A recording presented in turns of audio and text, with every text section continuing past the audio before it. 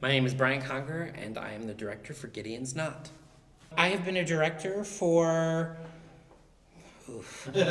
15 years now. I think there's several things about this play that resonate in our society and things that are going on today, particularly the subjects of bullying. I think, you have a child who is sort of dealing with a lot of things, and his mother has come to the school to kind of find out what's going on. And as the play goes on, you realize that the story is way more complicated than anyone thought. There's a lot of gray areas. There's not all black and white, and I think this play certainly has two people who come into a room from very different perspectives and are seeing things from very different in different ways.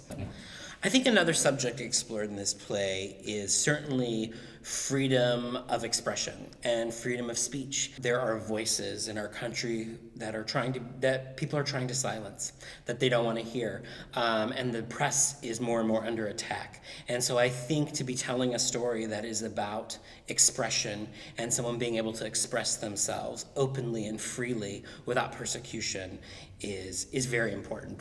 You are putting real people sort of in the subject, and they're real people with full lives, with children, with people to protect, and people who they love, and people that love them.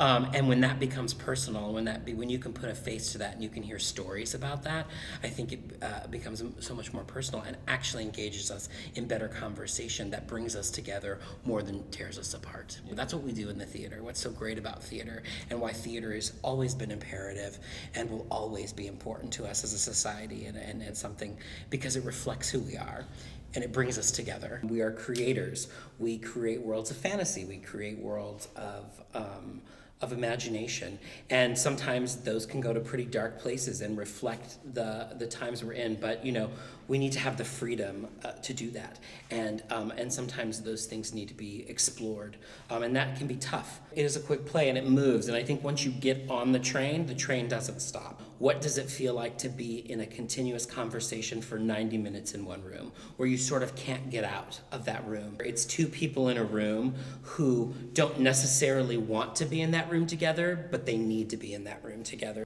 There's not a lot of breathing time. I will say, once you're there, as an audience member, I think you're going to be riveted.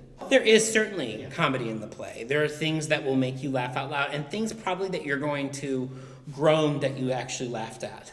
You're going to maybe regret those laughs later, but that's okay, because I think it's definitely designed. The playwright, I call them breathing moments for the audience. There are a lot of times where we as the audience need those times to breathe and to sort of catch up. And, and I think that's tragedy, right? There's always a moment of levity in tragedy.